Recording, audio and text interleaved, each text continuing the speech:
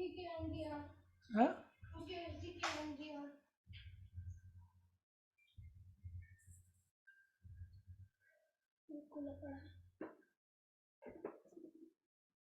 नमो अरिहंताणं नमो सिद्धाणं नमो आयरीयाणं नमो वज्रायाणं नमो लोय सव्यसाहुनं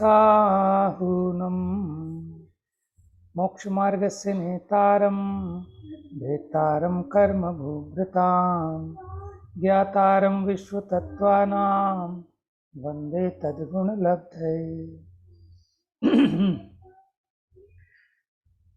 तो यहाँ अपना प्रकरण, कल कुछ चर्चा चल रही थी और टाइम पूरा हो गया था। किसी को याद है क्या लास्ट में क्या बात चल रही थी?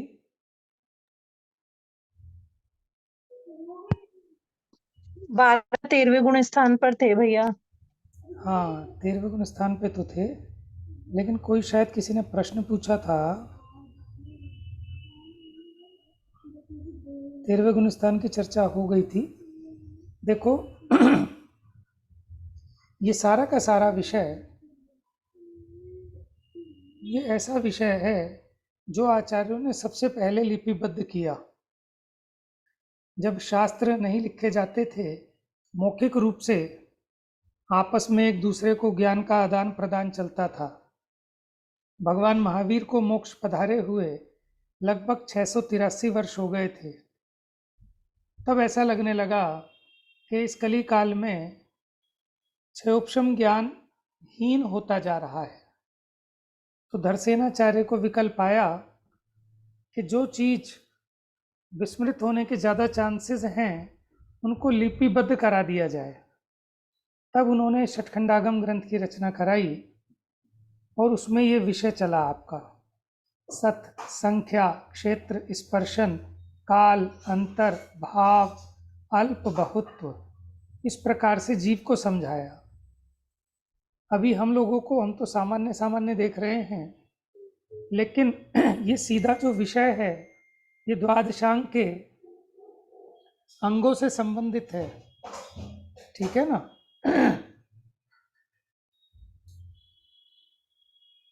तो इसलिए भले ही अपने को कम समझ में आए, लेकिन हमको प्रकरण के प्रति विनय भाव रखना कि हमारे भी ज्ञान का जब उतना क्षोभम बढ़ेगा तो ये सब चीज़ें सहजता में समझ में आए, और जितनी समझ में आए उतना ही भला है।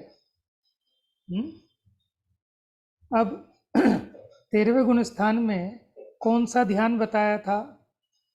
देखो 11वें में 12वें में शुक्ल ध्यान का दूसरा क्या नाम था इसका? एकत्व वितर्क विचार। ये देखिए 11वें में भी एकत्व वितर्क अविचार शुक्ल ध्यान, 12वें में भी एकत्व वितर्क विचार, एकत्व वितर्क अविचार शुक्ल ध्यान, और 13वें गुण स्थान में भी, 13वें गुण स्थान में नेक्स्ट वाला आ जाएगा शुक्ल ध्यान का तीसरा भेद सूक्ष्म क्रिया अप्रतिपाती, और 14वें गुण स्थान में अंतिम पाया शुक्ल ध्यान का, क्या नाम है उसका? व्युपरत क्रिया निवर्तिनी, व्युपरत क्रिया निवर्ती। चलिए अयोग केवली का और पढ़िए। कौन पढ़ेगा? शालू तबीयत ठीक है? हाँ जी भैया। पढ़ना है? हाँ पढ़ लूंगी। हाँ पढ़ो।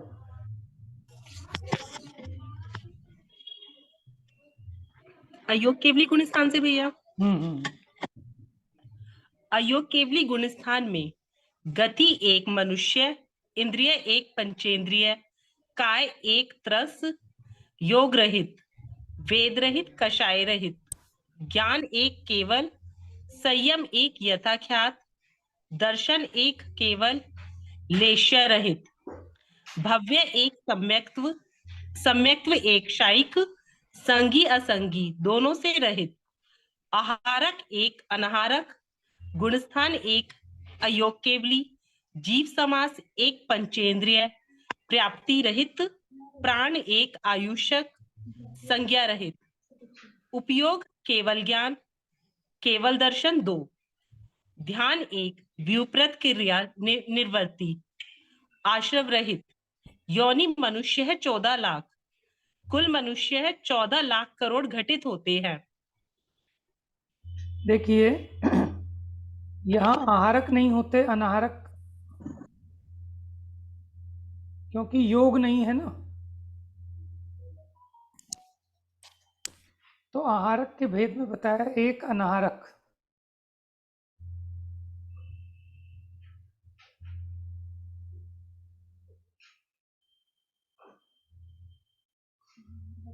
गुण स्थान तो ठीक है। देखो, संगी असंगी से रहित हैं, वो तो 13वें गुण स्थान में ही हो गए थे। चलिए, हाँ, अब थोड़ी डिटेल की बात है। इसको अब हम नहीं पढ़ते, हमने गुण स्थानों की अपेक्षा सामान्य से पढ़ लिया। अब विशेष में क्या है, 14 मार्गणा स्थानों में 24 ठाणे लगाएंगे। अभी गुण स्थानों में लगाए थे, अब ये 14 मार्गणाओं में लगाएंगे। जैसे त्रियंच गति में सारे के सारे लगा के देखेंगे, 24 के 24। मनुष्य गति, देव गति, नरक गति, फिर इंद्रियों में, काय में, योग, वेद, कषाय, ज्ञान, संयम, दर्शन, लिष्या, ये 14 मार्गणा है।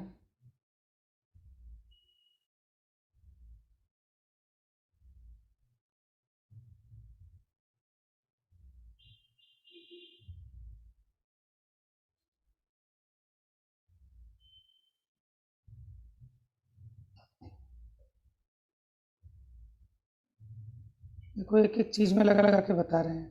भव्य अभव्य में,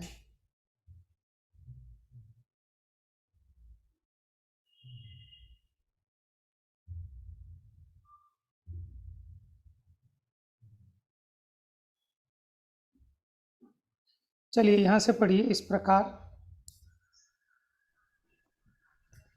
इस प्रकार गुण स्थान मार्गण स्थान के 74 भेदों में 24 ठाणा को आचार्य श्री नेमी चंद्र सिद्धांत चक्रवर्ती ने गोमट सार जीव कांजी में सम्यक दर्शन प्राप्त होने के लिए प्ररूपित किया है।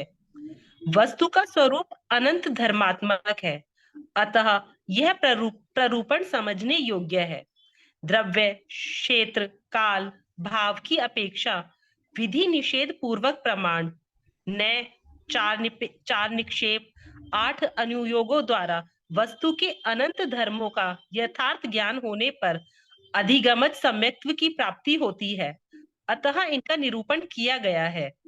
देखो, इस प्रकार अधिगमत सम्यक्त्व के बारे में आपने पढ़ा था ना, कि जो दूसरे के उपदेश के निमित्त से हो वो अधिगमत सम्यक्त्व, और जो पर उपदेश बिना अपने आप ही स्वभाव से हो वो निसर्गत सम्यक दर्शन। अब यहाँ कह रहे हैं कि इन्होंने जो इतना वर्णन किया वो सम्यक दर्शन के लिए, क्योंकि वस्तु का स्वरूप अनंत धर्मात्मक है।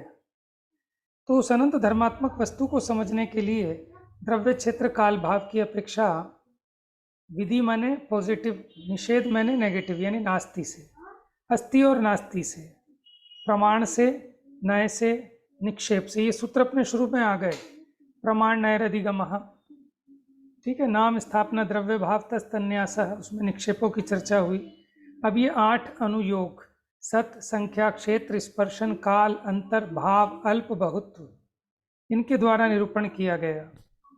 इस प्रकार 8वें सूत्र द्वारा सम्यक दर्शन को प्रकट करने के उपायों का वर्णन किया। इसके पहले एक सूत्र था निर्देश, स्वामित्व, साधन, अधिकरण, स्थिति, विधानता, वो भी वस्तु को विशेष रूप से जानने के उपाय थे। अब शिष्य कहता है, पढ़िए।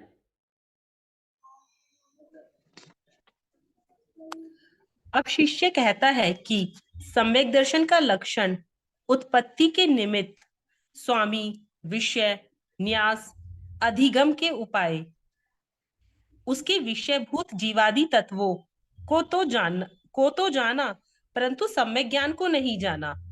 अतः अब उसे समझाइए। इस जिज्ञासा की पूर्ति हेतु आचार्य सम्यक ज्ञान का वर्णन प्रारंभ करते हैं। देखिए, सम्यक दर्शन की चर्चा तो हुई। अब कि सम्यक दर्शन का लक्षण क्या बताया था, तत्वार्थ श्रद्धानम सम्यक दर्शनम। उत्पत्ति के निमित्त बताए थे, तन्निसर्गाद अधिगमाद वा, अधिगमज और निसर्गज। उसके स्वामी बताए थे, कौन है सम्यक दर्शन के स्वामी, कौन सा सूत्र आया था? वो तो तत्व हैं।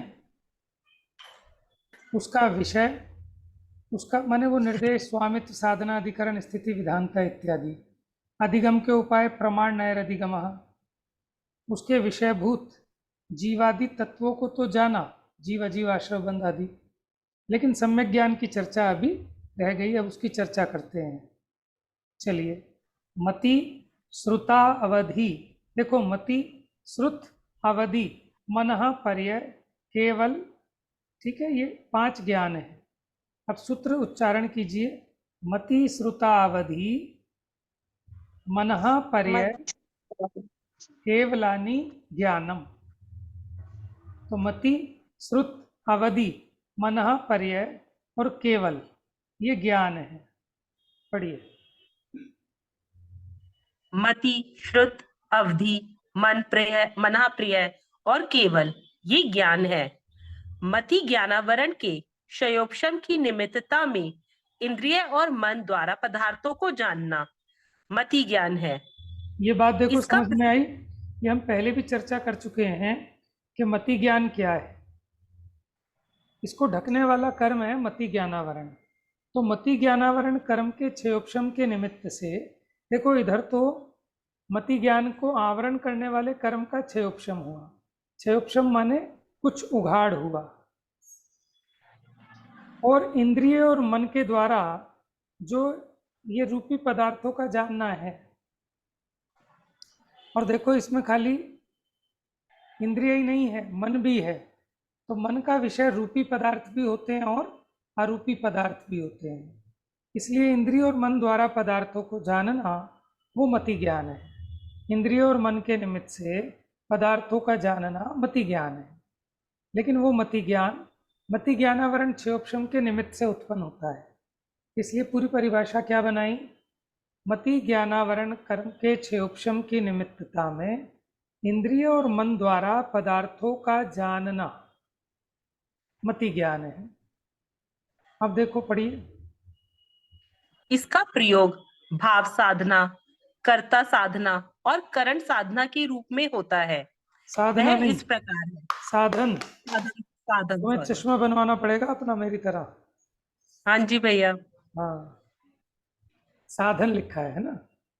तो देखो क्या होते हैं भाव साधन, कर्ता साधन और करण साधन। आपने विभक्तियां पढ़ी होंगी, कर्ता, कर्म, करण, संप्रदान, अपादान, अधिकरण, अधिक। ठीक है। तो कर्ता तो होता है कि जैसे हम ये कहें कि जो जानता है वो ज्ञान है। ठीक है, ये कर्ता साधन हो गया। करण साधन क्या होगा? जिससे जाना जाता है वो ज्ञान है। अंतर समझ में आ रहा है? जो जानता है, ये कर्ता की तरफ से परिभाषा दी, वो ज्ञान है।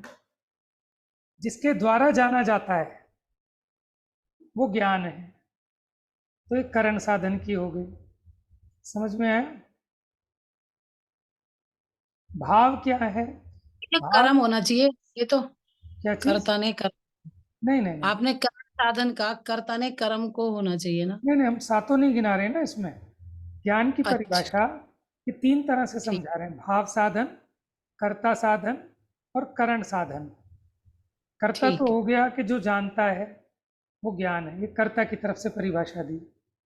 जिसके द्वारा जाना जाए, जिसके द्वारा, जिससे, तो ज्ञान से, ज्ञान से जाना, तो जिससे जाना जाए वो ज्ञान है, ये करण साधन की हो गई। और जानना जानना ये भाव साधन की। चलिए पढ़िए।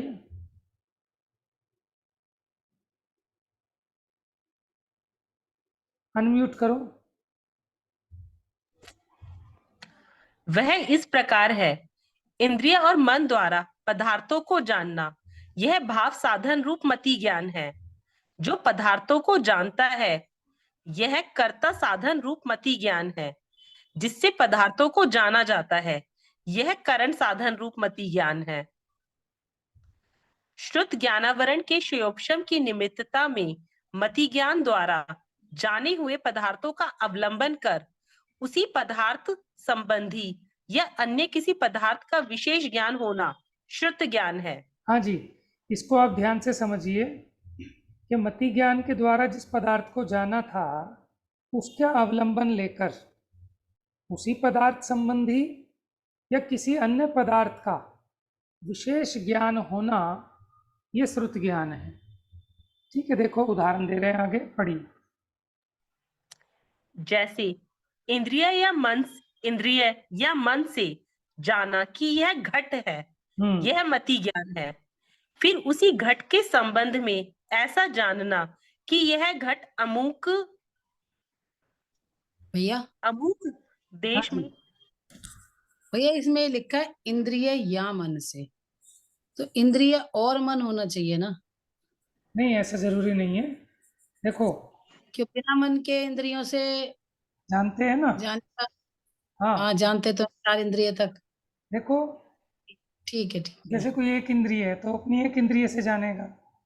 दो ठीक है इंद्रिय ठीक वाला, है वो उसमें भी देखो, जैसे हम सैनी पंचेंद्रिय हैं तो हम एक विषय को पांचों इंद्रिय और मन से थोड़ी जानते हैं। वो अगर इंद्रिय का विषय है, जिस इंद्रिय का विषय है उस इंद्रिय से, जैसे आपको ठंडी हवा लगी तो आपने इंद्रिय से जाना कि मन से जाना? भैया इंद्रियों इंद्रिय। से जाना, मन भी तो इन्वॉल्व हुआ लेकिन नहीं। मन बाद में। अच्छा मतलब जैसे हमने पहले जाना कि ठंड लग रही है, फिर हमने कहा ये अच्छी लग रही है या बुरी लग रही है, तो ये मन हो गया। नहीं, देखो और उसमें क्या ठंड है है, देखो थोड़ा तो सा इंद्रिय समझना हो गई। पड़ेगा। आप ठीक कह रहे हो, ये मति ज्ञान और श्रुत ज्ञान का भेद हो गया। जैसे आपने इंद्रिय या मन के निमित्त से कुछ भी जाना, वो हो गया मति ज्ञान। अब उससे संबंधित, उसके बारे में विशेष जाना या उससे संबंधित किसी अन्य पदार्थ को जाना, वो होगा श्रुत ज्ञान। अभी जो आपका प्रश्न है, पहले इंद्रिय और मन को स्पष्ट करता हूँ। देखो, बहुत सारे विषय ऐसे होते हैं कि जो इंद्रियों से जाने जा सकते हैं और बहुत सारे ऐसे होते हैं जो मन से जाने जाते हैं। क्योंकि इंद्रियों का विषय मात्र रूपी पदार्थ है, लेकिन मन का विषय रूपी भी है और अरूपी भी है। मन के द्वारा भी मति ज्ञान होता है, मन के द्वारा भी मति ज्ञान होता है, और इंद्रियों के द्वारा भी श्रुत ज्ञान होता है। हमें क्या लगता है कि इंद्रियों से तो मति ज्ञान हुआ और मन से श्रुत ज्ञान हुआ, लेकिन मति और श्रुत ज्ञान तो एक इंद्रिय जीव को भी हैं। हाँ मति सही और बात। श्रुत ज्ञान एक इंद्रिय जीव को भी है, हाँ लेकिन मन का काम है विचार, शिक्षा, उपदेश, आलाप, है ना, इन सबको जानना, ग्रहण करना। वो नहीं होता बिना मन वालों के, लेकिन उनके मति और श्रुत दोनों ज्ञान है। देखो, जैसे कोई चींटी है, चींटी के सामने आपने पानी डाल दिया तो वो आगे बढ़ी, उसको एक स्पर्श की फीलिंग आई और वहां से वो रास्ता मोड़ लेती है। अब देखो, उसको मति ज्ञान भी हुआ और ये मेरे लिए बुरा है, इसमें ये मेरे को अनिष्ट है, ऐसा भी उसको ज्ञान हुआ। माने कुछ रुकावट है, ये ज्ञान हुआ। उसके बाद उसके संबंध से विशेष ज्ञान हुआ तो उसने अपना रास्ता मोड़ लिया। ये श्रुत ज्ञान हो गया चींटी को, इसको मन नहीं है। समझे? अब मन पर भैया ये संबंधी, जो पतंगे हैं इनको क्यों नहीं होता? फिर पतंगे तो चार इंद्रियां हैं, इनकी तो आंखें भी हैं। अरे होता तो है, लेकिन आसक्ति बहुत ज्यादा है ना, आसक्ति बहुत ज्यादा है, इसलिए नहीं हटते। मुझे बताओ। तो इसका मतलब चींटी की आसक्ति कम है। अरे पानी से क्या आसक्ति का मतलब है? जिसमें आसक्ति है उसमें तो जाके मरती है, वो चीनी में, खांड में, गुड़ में चिपक चिपक के मरती है कि नहीं मरती है? पानी में क्या आसक्ति है उसको? तो वो तो उनके अपने हर एक के अलग अलग विषय हैं। जैसे हमें भी पता है कि डायबिटीज़ के मरीज को मीठा खाना जहर है, लेकिन मौत की कीमत पे भी खाता है ना। स्मोकिंग कैंसर का कारण है, पान, गुटखा, जर्दा, तंबाकू, अच्छे कितने दिखाई देते हैं मुंह के कैंसर हो गए, उनको देख देख के भी नहीं छोड़ते। तो आसक्ति की तीव्रता है ना। ये तो आश्चर्य है। आचार्य देव यही तो कहते हैं कि 5 इंद्रिय के विषय भोग दुख के कारण है, मरण के कारण है, लेकिन मरण की कीमत पर भी उन्हें नहीं छोड़ता, जैसे जोंक। और देखो मन का काम क्या है। जैसे आप आकाश, काल, धर्म, अधर्म, इनको इंद्रियों से नहीं जानते, आप इनको मन से जानते हैं। समझ में आया ना।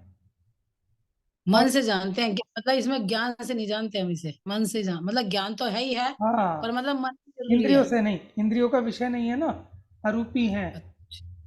हम्म। और देखो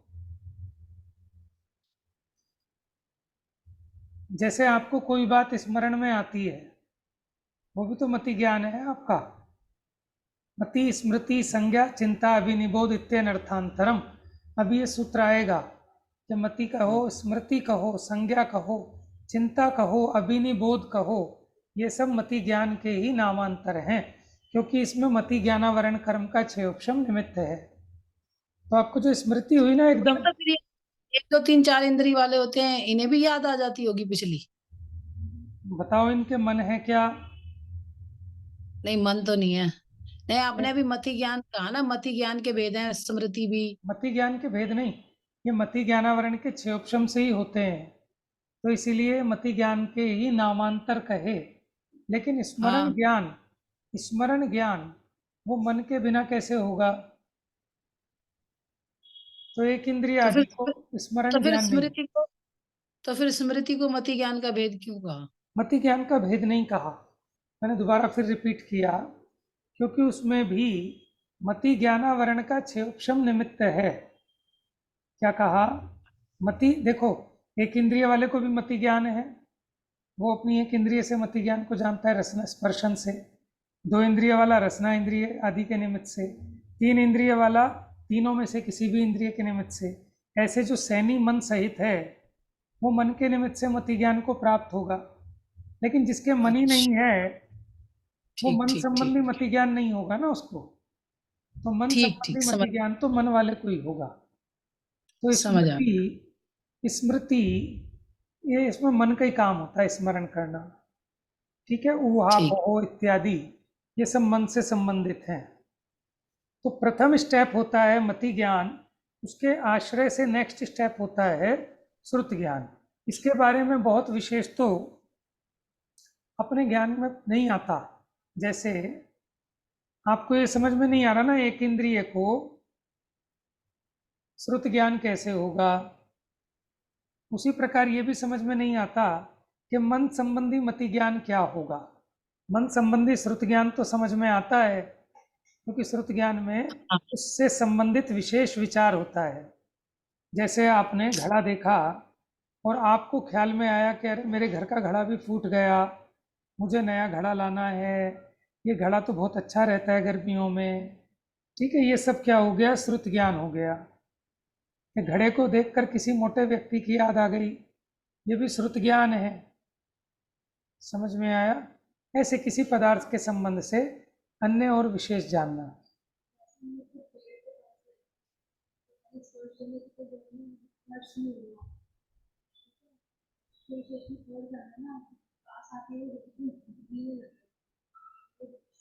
हाँ, तो श्रुत ज्ञान की चीज जो है वो कोई ज्यादा उदाहरण से हम समझा नहीं पाते। देखो यहाँ जो लिखा है उसको समझते हैं।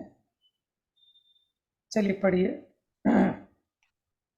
इंद्रिय या मन से जाना कि यह घट है, यह मति ज्ञान है। फिर उसी घट के संबंध में ऐसा जानना कि यह घट अमुक देश में अमुक काल में बनाया गया है। यह काला, पीला, लाल, सफेद, हरित आदि वर्ण रूप है। छोटी बड़ी अनेक अवगाहना रूप है।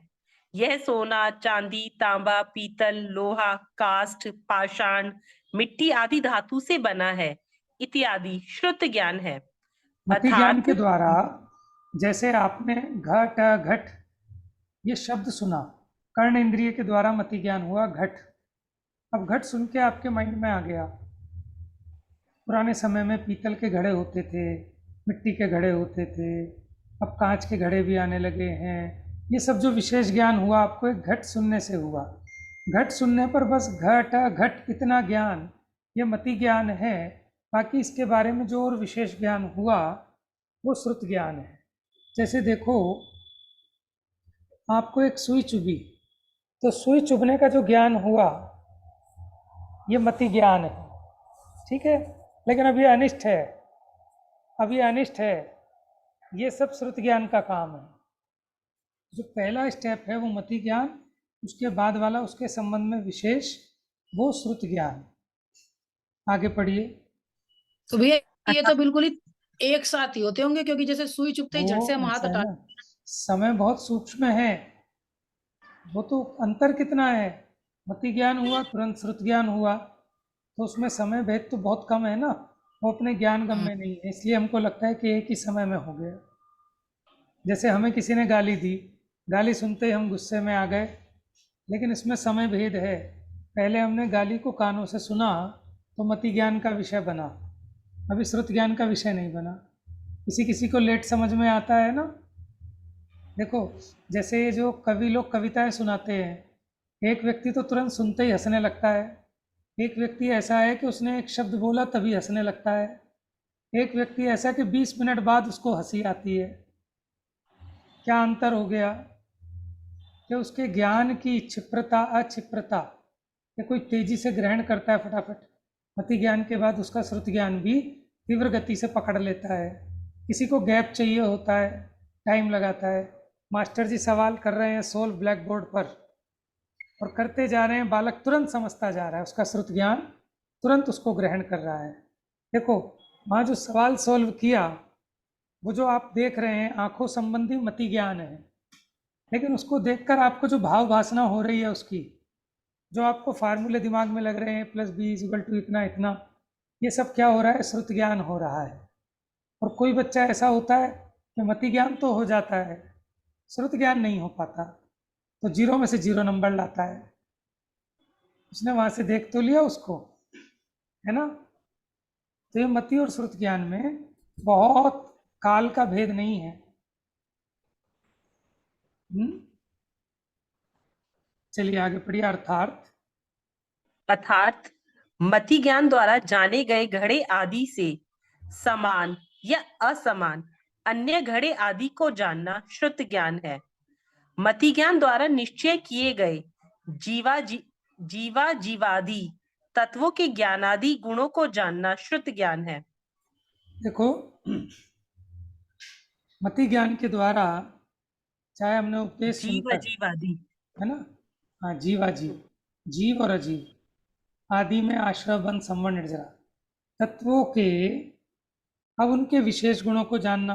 जैसे जीव ज्ञान चेतना वाला होता है, ठीक है, अजीब चेतना से रहित होता है, आश्रय बंध दुख रूप होते हैं, ये उनके संबंध में विशेष जानना, ये क्या है, श्रुत ज्ञान।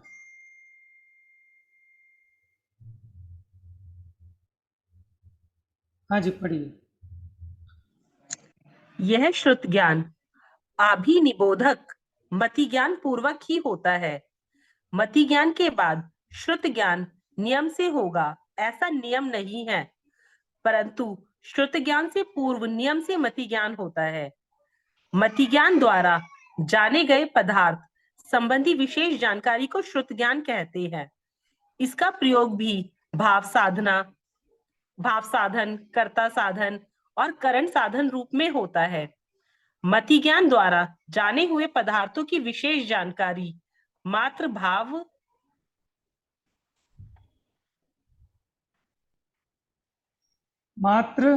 साधन रूप श्रुत, हाँ, भाव साधन रूप श्रुत ज्ञान है।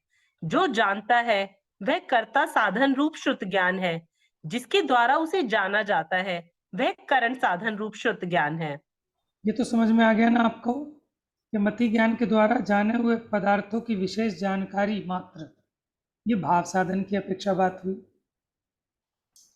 जो मति ज्ञान द्वारा जाने हुए पदार्थों को विशेष रूप से जानता है वो कर्ता साधन, और जिसके द्वारा उसे जानता है वह करण साधन रूप श्रुत ज्ञान।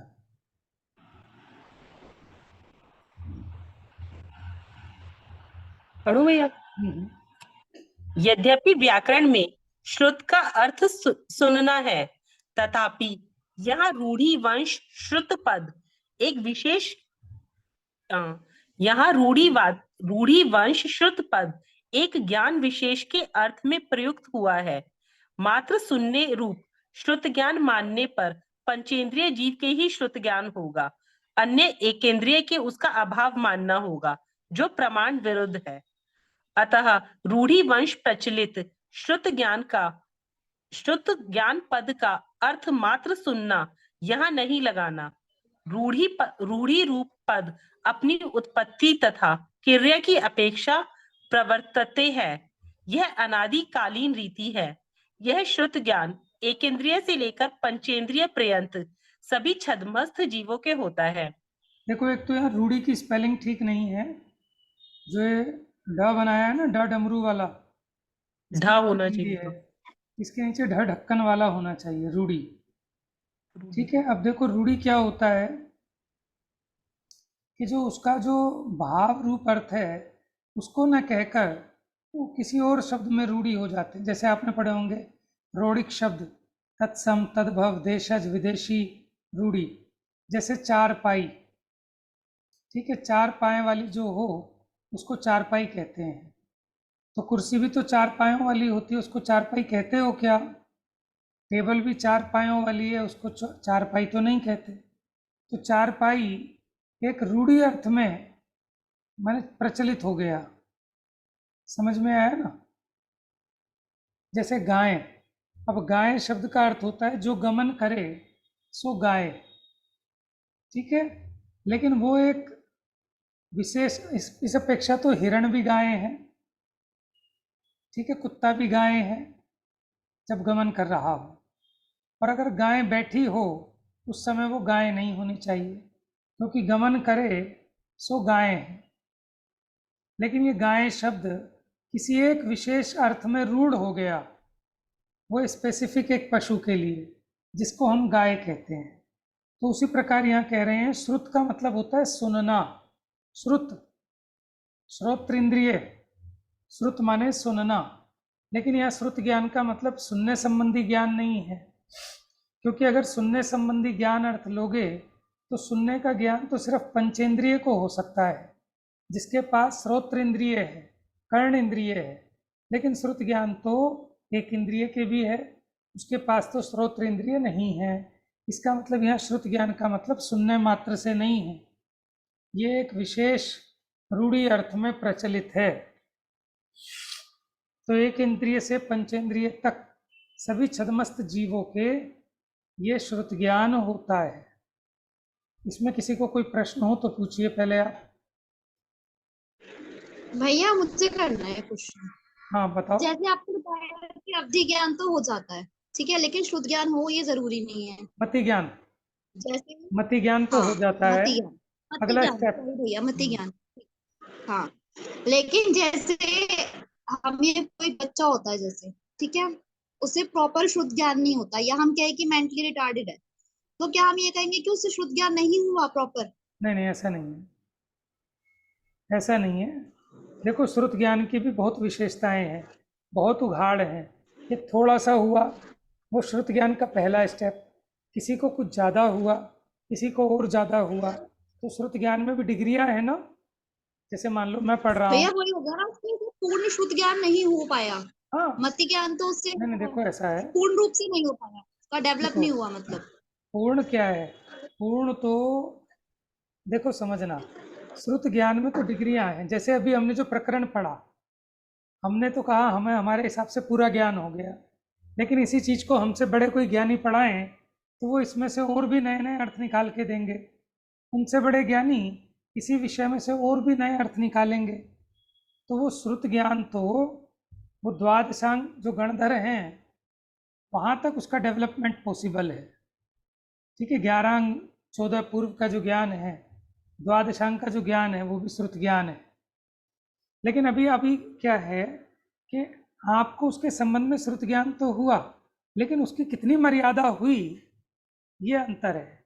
जो मेंटल रिटायर्ड बच्चा है उसको भी श्रुत ज्ञान होता है, ठीक है ना, ऐसा नहीं है कि श्रुत ज्ञान नहीं होता, उसको भी श्रुत ज्ञान होता है, लेकिन उसके श्रुत ज्ञान में और एक उससे ऊंचे डिग्री का बच्चा है उसके श्रुत ज्ञान में अंतर होता है।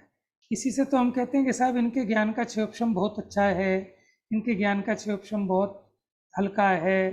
माने एक ही विषय को अलग अलग विद्वानों के मुख से सुनो तो आपको ख्याल में आएगा कि श्रुत ज्ञान तो सबको है, लेकिन उनके श्रुत ज्ञान में विशेषता है कि नहीं है, ठीक है।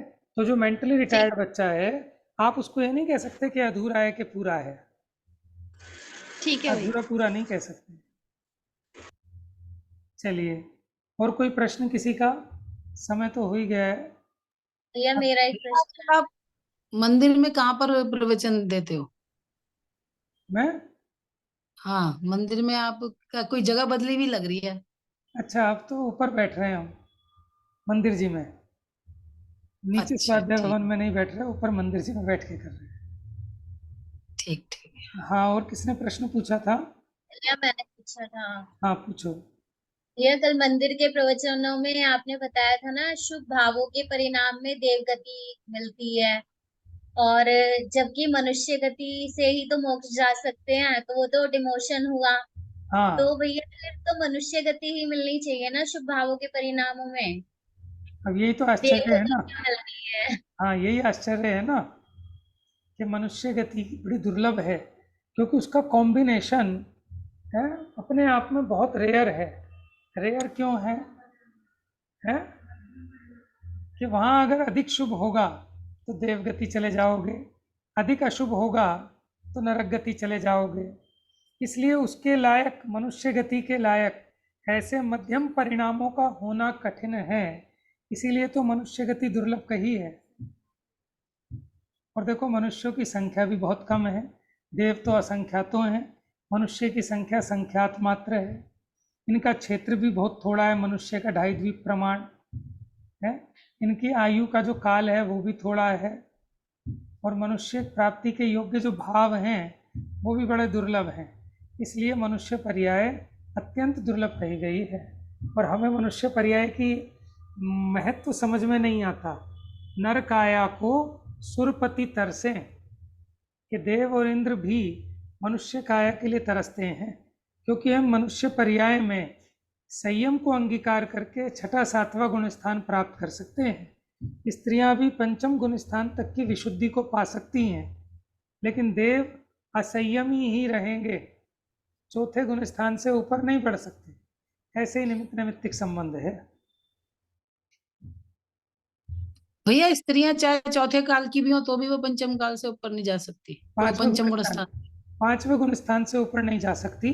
उनकी पर्याय की ऐसी ही योग्यता है, क्योंकि वो कितना भी अपना पुरुषार्थ करें, लेकिन एक स्वाभाविक एक थोड़ी अधीरता, थोड़ा भय उस तरह का रहता ही है स्त्रियों में। तो देखा जाए तो फिर स्त्रियों के लिए तो वैसे एक यथार्थ रूप में देखा जाए तो चौथे और 5वें काल में उनको तो कोई फर्क नहीं है, वो तो जो जितना चाहे कर ही सकती हैं, पंचम काल में भी और चौथे हाँ काल में बिल्कुल भी। बिल्कुल बिल्कुल कर सकती हैं। उनके लिए तो एक समान अपॉर्चुनिटी है, मतलब उनकी हाँ अपॉर्चुनिटी तो कमी नहीं हुई, हाँ, उस मतलब अपेक्षा एक कम तरह नहीं से हुई, बेनिफिशियल। लेकिन 5वें गुण स्थान में भी कैटेगरी बहुत होती है, समझो आप। 5वें गुण स्थान में रहते हुए भी अब इस कली काल में उसके निचले परिणामों को प्राप्त कर पाती होंगी, और उस काल की विशुद्धता में उसकी ऊपरी